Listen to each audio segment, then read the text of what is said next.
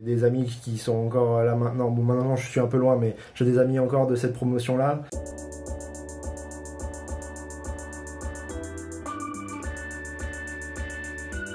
Bon, bonjour, je m'appelle Florent Battard, 32 ans, je suis de la promotion SI 2010 et je suis actuellement ingénieur à Nintendo à Kyoto, au Japon. Alors mon parcours étudiant, j'ai commencé par un bac scientifique, ensuite j'ai enchaîné sur un DUT en informatique, génie logiciel, et ensuite je suis parti en Angleterre pour un an à l'étranger, en tant qu'étudiant étranger, où je suis revenu avec un Bachelor of Science comme un anglais. Et c'est là où je suis rentré à Polytech pour la formation d'ingénieur, donc en 3 ans, en option SI, donc système d'information, et en 5e année avec une spécialisation sécurité, donc crypto, sécurité et réseau. Alors sur mon parcours pro, j'ai commencé assez tôt. En fait, dès que je suis arrivé à Polytech, mon premier stage, j'ai eu la chance de le faire au W3C, donc qui est le consortium international des normes web, qui est en fait juste en face de l'école, un des bons points pour Sophia. Ensuite, j'ai continué dans Sophia aussi sur les stages chez Médiamétrie, donc qui font toutes les audiences en France. Et ça s'est très bien passé avec eux. Ils m'ont permis de revenir, on va dire, en solo. Donc j'ai monté un auto-entrepreneur en solo. Ils m'ont engagé par-dessus mes études, ce qui m'a permis d'avoir un peu tout de côté pour le reste de mon aventure. Ensuite, dès que j'ai fini les études, je suis parti en Suisse, à Genève, dans une start-up qui faisait de l'IA sur la sécurité informatique pour détecter les attaques. Toujours dans la même veine, cette boîte-là, malheureusement, elle était revendue à un gros groupe qui était du coup trop loin pour moi, je voulais pas bouger de Genève. Et donc je suis parti dans une autre boîte à Lausanne cette fois-ci, donc pas trop loin, qui faisait purement des tests de sécurité, des tests d'intrusion, qu'on appelle le hacking éthique, donc où j'allais attaquer des systèmes d'information en faisant le hacker, que ça soit physique, donc on allait voir les gens et essayer de passer les mesures de sécurité, ou complètement dans le cyber, donc dans les réseaux informatiques, passer les réseaux et casser leur système pour leur prouver la faisabilité des attaques. Ça aussi, j'ai passé 2 ans dans cette boîte, et puis un jour j'ai eu envie d'aller voir ailleurs, et j'ai fait un virage à 180 degrés, où je suis parti au Japon. Je suis venu ici sans parler le japonais, donc j'ai commencé par 6 mois d'apprentissage un peu de la langue, et ensuite j'ai eu la chance d'être recruté pareil dans une start-up où j'étais un peu l'homme à tout faire en informatique. J'ai monté tout leur réseau interne ou leur promotion externe, donc le site web, le système qu'ils utilisent en interne pour gérer leur business, et j'ai réussi à me faire remarquer à ce poste-là, et donc j'ai été recruté pour aller à Nintendo, pour aller sur un poste de Site Reliability Engineer, donc en gros je gère l'infra et la sécurité des systèmes en ligne de Nintendo, et plus particulièrement toute la gestion du e-commerce, donc ce qu'ils appellent l'e-shop, donc ça soit sur le web, sur par exemple la 3DS de Nintendo ou la Switch de Nintendo. Tous ces shops là vont sur un système qui est ici à Kyoto, et donc que je manage.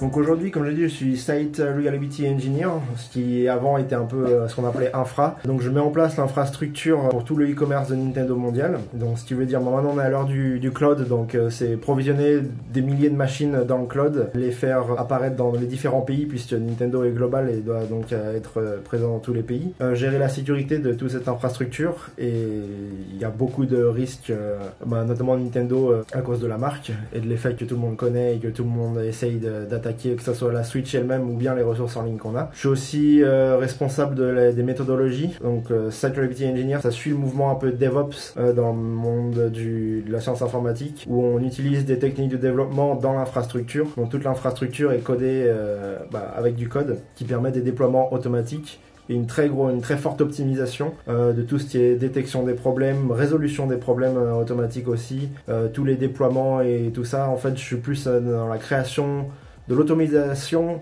de la plateforme en elle-même et de sa sécurisation.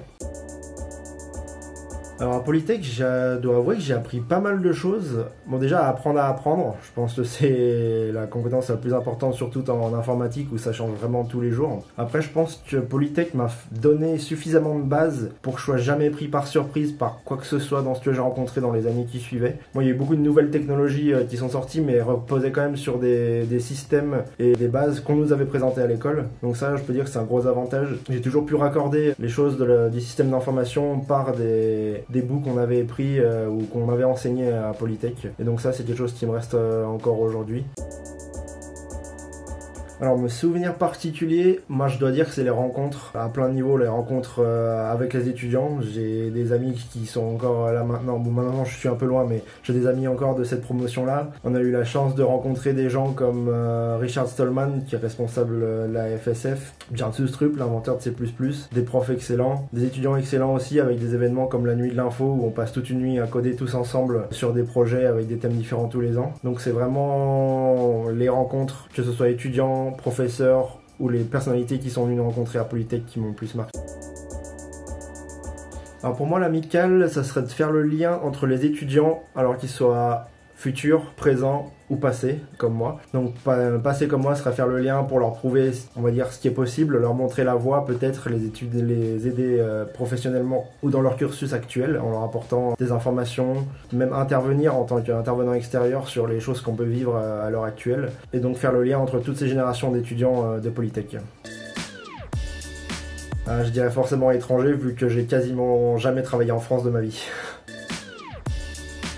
Pareil, de mon expérience, ça serait plutôt privé. J'ai eu une brève expérience dans le public, justement, avec mon projet de fin d'études, où j'ai pu être auteur de papiers académiques, mais on va rester sur le privé quand même.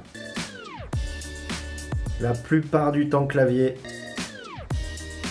Très organisé, je dois dire.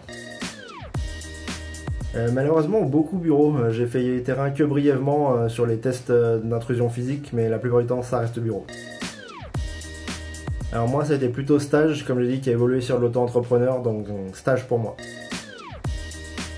Clairement, travail d'équipe, je pense que l'impact qu'on peut avoir individuellement ou en groupe est complètement différent, donc je suis plus pour le travail d'équipe pour avoir un impact plus fort. Open space pour faciliter la communication. Je suis plutôt à commencer tôt, surtout avec les trains japonais pour éviter de ne pas être trop serré le matin. Agir, clairement, on ne remplacera pas l'action. Je suis plus sur l'invention, surtout sur les tests d'intrusion. Il faut vraiment sortir des sentiers battus pour trouver les failles, donc plutôt inventer. En ce moment, je dois dire LinkedIn, il y a eu beaucoup trop de problèmes du côté de Facebook. Sofia, j'ai trop de bons souvenirs sur le campus de Sofia. Templier, ça a été la base. Amical, je dois dire, j'ai pas été très actif sur le BDE. Polytechnis, sans souci. Alors pour le dernier mot, je vous inviterai à pas vous limiter sur quoi que ce soit géographiquement, sur les choses que vous voulez faire. Moi j'ai étudié quelque chose qui était relativement restreint, qui était la sécurité. J'ai eu la chance de faire du ethical hacking avec des tests de pénétration, qui a encore un milieu encore plus restreint que ça. Au-delà de ça, après j'ai pu partir au Japon, j'ai pu rejoindre Nintendo, qui était pour moi une boîte complètement inaccessible pendant mes années d'études, qui était même pas implantée à Sofia ou quoi que ce soit en France. Donc mon conseil, ça serait de pas vous limiter, de vraiment aller faire ce que vous voulez, d'être curieux. Après, je pense que tout ira pour le mieux.